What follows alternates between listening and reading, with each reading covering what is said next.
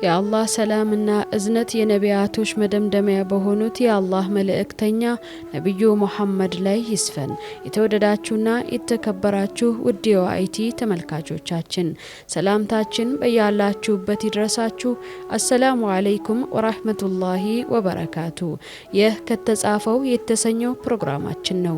በዚህ ዝግጅት የተጻፉ ወርቃማ የኢስላም ታሪኮችን የምንዳሰስበት በመሆኑ እኔ ራህመት ታጁ ፕሮግራሙን አዘጋጅቼ ወደ እናንተ ያደረስኩ አብሬያችሁ ቆያለሁ። እስከ ዝግጅታችን ፍጻሜ አብራችሁን ቆዩ።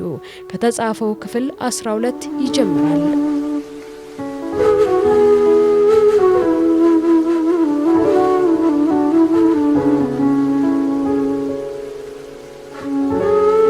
ዛሬ በጣም ወደ ኋላ እንመለሳለን። የሰው ልጅ ምድር ላይ ከመገኘቱ በፊት ወደ ነበረው አስደናቂ ክስተት አላህ ሱብሓነሁ ወተዓላ የመጀመሪያውን ሰው ሊፈጥር ሲሻ ምን ተከሰተ? አፈጣጠሩስ ምን ይመስል ነበር? ዛሬ የአባታችን አደምን አስገራሚ የአፈጣጠር ሂደት በዝርዝር እንመለከታለን። ታሪኩ የሚጀምረው አላህ መላእክትን ከምድር ላይ አፈር እንዲያመጡ በማዘዝ ነው። የአፈር ግን ከአንድ ቦታ ብቻ አልነበረም። ከመላው ምድር፣ ከደጋው፣ ከቆላው፣ ከለስላሳውና ከጠንካራው፣ ከቀዩ፣ ከጥቁሩና ከነጩ አፈር ተሰበሰበ።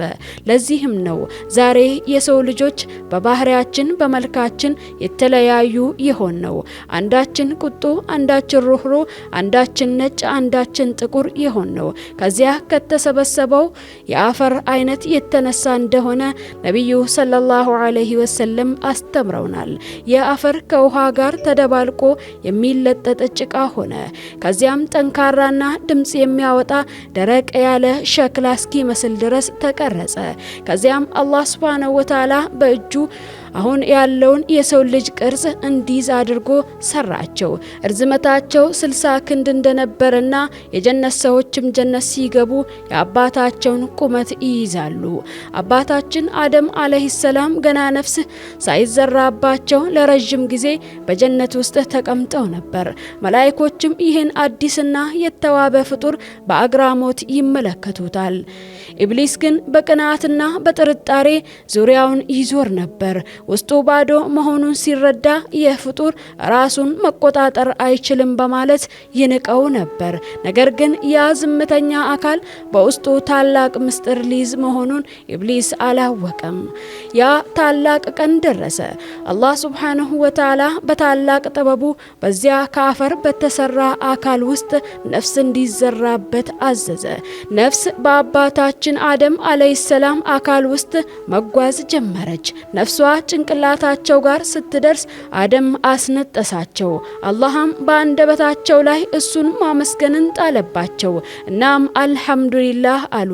አላህም ጌታ ይዘንልህ የርሐሙከላህ አላቸው። ነፍስ ወደ አይናቸው ስትደርስ የጀነት ፍሬዎችን ማየት ጀመረች። ወደ ሆዳቸው ስትገባ ምግብ አማራቸው። ገና ነፍስ እግራቸው ጋር ስትደርስ ለመነሳት ሞከሩ። ለዚህም ነው አላህ በቁርአን የሰው ልጅ በመቸኮል ላይ ተፈጠረ የሚለን። አባታችን አደም ሙሉ በሙሉ ይሃው ሲሆኑ አላህ ወደ መላእክቶች ዘንድ እንዲሄዱ ሰላምታ እንዲሰጡም አዘዛቸው። እሳቸውም አሰላሙ አለይኩም አሏቸው። መላእክቶችም ወአለይኩም ሰላም ወራህመቱላህ በማለት መለሱላቸው። ይህ ሰላምታ ከዚያ ቀን ጀምሮ የሰው ልጆች ሁሉ የሰላምታ መገለጫ ሆነ። በቀጣይ ክፍላችን አደም ዕውቀትን እንዴት እንደተቀበሉና መላእክት ከአደም ጋር ያደረጉትን የክብር ስግደት እንመለከታለን። እስከዚያው ድረስ ወሰላሙ አለይኩም ወራህመቱላሂ ወበረካቱ።